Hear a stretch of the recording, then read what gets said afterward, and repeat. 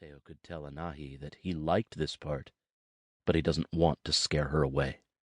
Not yet. The director nodded. Okay, that's enough. Teo pushed the sweaty hair out of his eyes and let the gun fall to his side.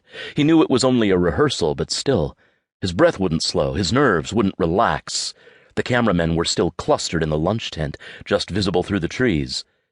He watched one ladle a mound of what looked like meat onto a plate and laugh at something. The Indian put his hands on his knees and spat a pink rope of saliva onto the ground. In his periphery, the director said, "De nuovo! Again!" It was the 8th time they'd done it. Teo had worked with Ugo on a dozen films before, but they'd never rehearsed like this.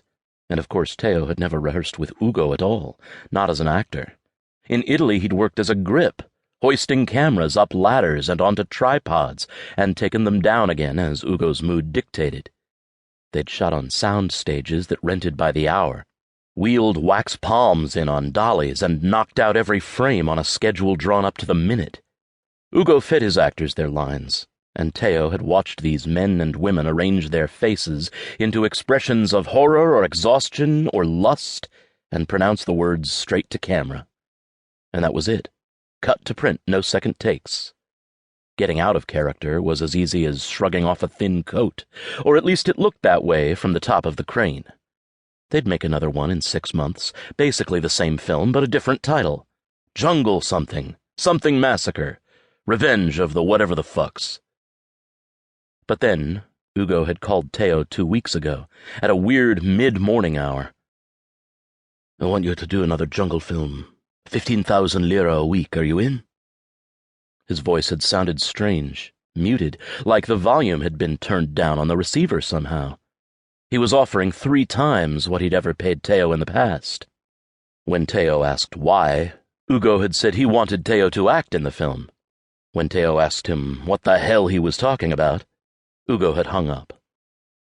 8 days later, a plane ticket arrived in the mail. Bogota, one way. No address on the envelope, no script, no mention of the role. Teo called Ugo's flat and listened to the phone peal 32 times. He hadn't gotten a gig for 3 months, not since the union had gone on strike. He'd spent the time smoking in his apartment and watching the news reports on the Red Brigade station bombings, waiting for something better to do. He had never really asked Ugo questions about what they were filming, not even when he was on set. Never, "What do we shoot next?" or "Why is that character supposed to be killing that extra?" or "What's on the green screen now?" He had the script. He knew how to mount a camera and dismantle a backing and break down a lighting setup. Ugo had the entire production planned to the minute. What more did Teo need to know? And acting, he suspected, was probably the same way. The actors Ugo hired in Italy were runners-up in rural beauty pageants, or last year's conservatory grads, or old-timers who survived off bit parts on cop dramas and schlock films like this. The women always brought their own wigs. The men were always 10 centimeters shorter than their resumes said and needed apple boxes to stand on during kissing scenes. To Teo, the work they did seemed to take as much insight as being a plumber, and maybe half the skill.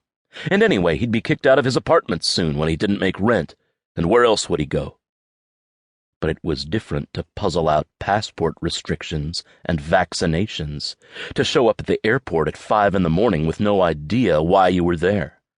It was different to sit next to the director on the plane, 13 hours of pressurized silence, Ugo stirring his cocktail straw, occasionally tilting his chin up to sleep.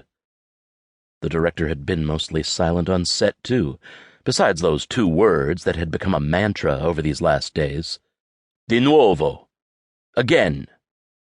For the last week, they'd spent every day running through chase scenes in the mud, over and over, until Teo's quadriceps burned and the skin on his knees was raw from falling, yelling the same lines, until the words morphed and lost all sense. Right away he could tell. This was different from the sound stages. The point of all this wasn't to block the scene or frame the shot. Some days they didn't shoot at all.